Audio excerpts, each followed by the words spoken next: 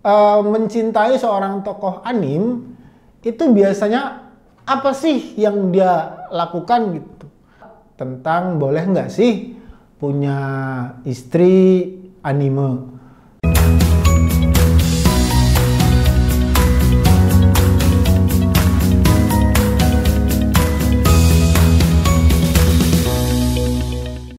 Assalamualaikum warahmatullahi wabarakatuh. What's up guys? Jumpa lagi dengan saya Ustadz Guys. Kali ini saya akan membahas sebuah persoalan yang cukup menarik. Pertanyaan seorang pemuda tersesat tentang boleh nggak sih punya istri anime. Apa sih ngomongnya, anime atau anim? Kalian komentar di bawah ya. Aku juga nggak terlalu paham soalnya aku bukan wibu. Jadi gini, karena pertanyaan itu sebetulnya sudah dijawab sama Habib Hussein, mungkin saya akan lebih fokus ke persoalan hukumnya. Nah, terkait masalah ini itu kan ada dua hukum yang berkaitan. Satu, menikahnya itu sendiri, terus kemudian pemuasan kebutuhan seksualnya. Oke, kita bahas satu-satu nih ya. Yang pertama, menikahnya itu sendiri. Menikah dengan tokoh imajinasi dalam anim gitu. Misalkan ada tokoh perempuan dalam anim siapa gitu, kemudian dia menikahinya, itu bagaimana hukumnya? Nah, jadi begini. Pernikahan dalam Islam itu ada syarat dan rukunnya. Nah, di antara rukun-rukunnya itu yang paling krusial itu adalah keberadaan seorang calon mempelai pria dan keberadaan calon mempelai wanita atau calon suami dan calon istri. Di mana kedua-duanya yaitu calon suami ataupun calon istri itu harus dipastikan bahwa dia adalah benar-benar manusia. Manusia yang laki-laki dan manusia yang perempuan. Nah, oleh karena itu, kalau melihat dari sisi syarat dan rukunnya, maka hukum menikah dengan tokoh anim itu tidak jelas, tidak bisa dikatakan sebagai sebuah pernikahan yang sah. Saya rasa itu kita sudah maklum semua ya. Nah, berikutnya, bagaimana tentang pemuasan hasrat seksual yang terkait dengan tokoh anim. Mohon maaf kalau saya bicara belak-belakan. Dari riset awal yang sudah saya lakukan terhadap beberapa para wibu yang sudah saya temui, saya tanya, ketika mencintai seorang tokoh anim, itu biasanya apa sih yang dia lakukan gitu? Lebih spesifik kepada pemenuhan hasrat seksualnya. Nah, ternyata pemenuhan hasrat seksual mereka itu jadi mengimajinasikan tokoh anim tersebut di dalam pikirannya, ya kemudian ujung-ujungnya sama-sama mereka akan melakukan onani ataupun masturbasi untuk memuaskan hasrat seksualnya.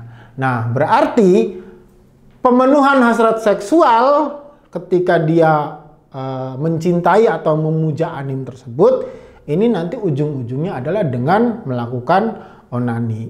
Nah, berarti pembahasannya itu adalah spesifik kepada pembahasan bagaimana hukum melakukan onani.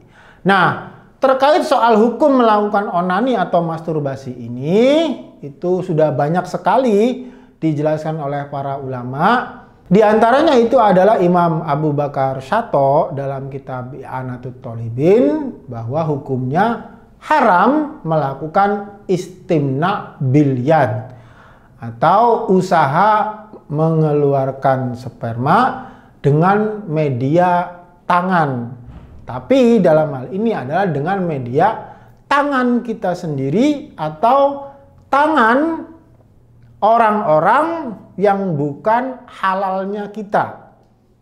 Artinya, kalau misalkan usaha mengeluarkan sperma itu dilakukan menggunakan tangan istri sah kita, maka itu hukumnya boleh-boleh saja. Tetapi ketika menggunakan tangan kita sendiri atau tangan orang lain yang bukan halalnya kita, maka itu tidak diperbolehkan.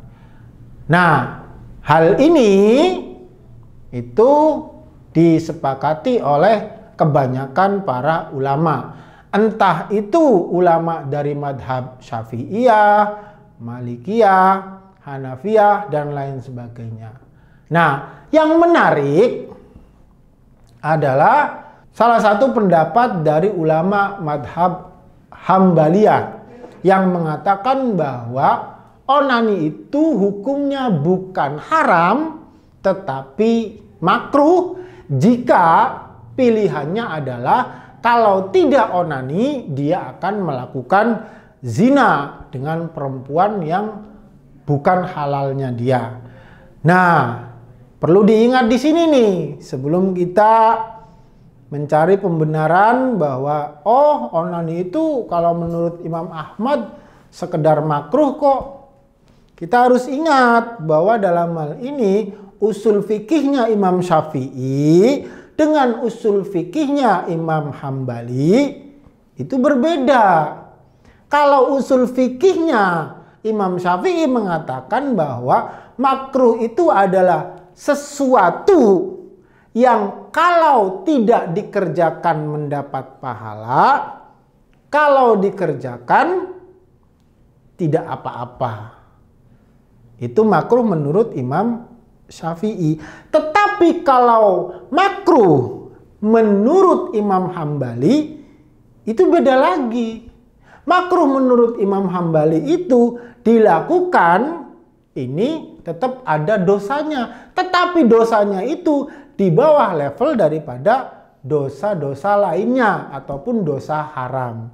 Nah, oleh karena itu jangan mentang-mentang ada pendapat dari madhab Hambali yang mengatakan bahwa onani itu makruh, kemudian kita seolah-olah mendapatkan pembenaran dari aktivitas tersebut. Jadi perlu kita kaji ulang lagi. Dan pilihannya juga itu kan dinyatakan oleh pendapat dari madhab Imam Hambali itu bahwa ketika ditakutkan akan melakukan zina, maka onani istilahnya itu hukumnya makruh.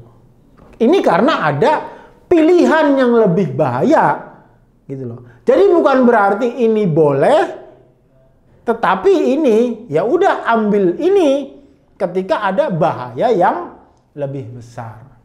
Barangkali itu bisa dipahami ya guys. Nah, jadi gimana nih solusinya buat para pemuja ataupun pecinta anime dimanapun Anda berada, para wibu-wibu, ya saran saya sih kita kembalilah kepada kesadaran keislaman kita bahwa inti ajaran Islam itu adalah jangan berlebihan pada segala sesuatu. Mencintai biasa-biasa saja, jangan berlebihan.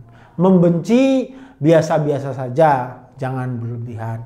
Demikian juga ketika misalkan kita ngefans dengan salah satu tokoh anime, ya saya sarankan agar Anda ngefans ya biasa-biasa saja.